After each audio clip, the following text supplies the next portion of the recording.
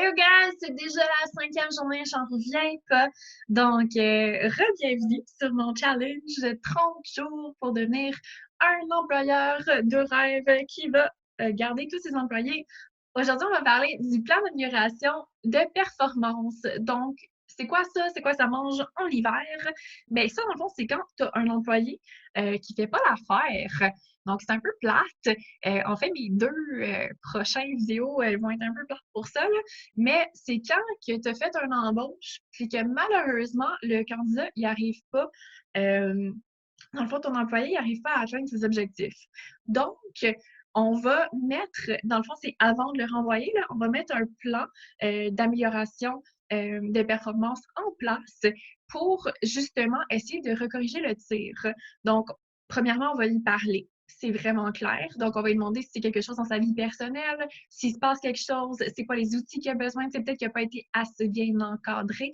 Donc, est-ce qu'il lui manque des outils? Est-ce qu'il vit quelque chose en ce moment qui fait que malheureusement, il est off, là, il n'est pas dans sa game.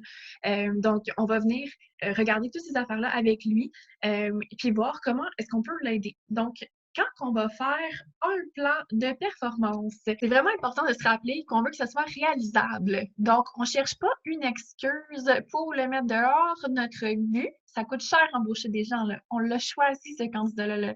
Nos rêves étaient là avec lui. Là. Donc, notre but, c'est vraiment de mettre des objectifs qui sont réalisables à atteindre, qu'on a très bien définis. Donc, on sait c'est quoi le succès de ce plan-là. Donc, les deux, on est très clair de quand tu vas avoir fait un mois sur ce plan-là, tu vas avoir réussi à faire X.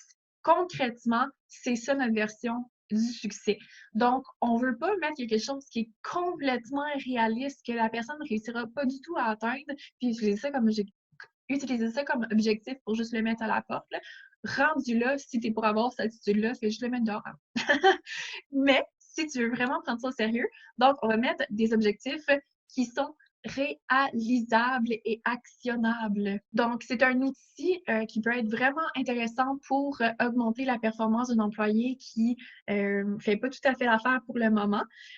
Puis, dans le fond, ce qui est vraiment le fun avec ça, dans le fond, c'est un outil qu'on va venir se servir de pour augmenter la performance de nos candidats qui sont en difficulté.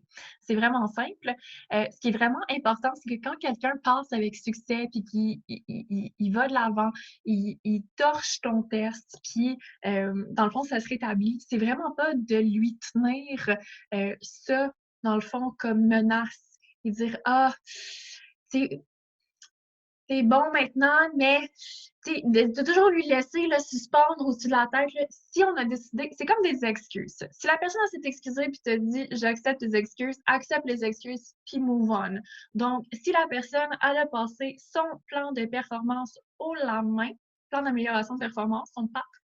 Donc, si elle l'a passé haut la main puis qu'on décide qu'elle est membre à part entière de l'équipe, donc, on passe à autre chose et on le rapporte pas là, dans chaque argument comme un vieux couple. Là. Donc, on passe à autre chose. Passez une belle journée.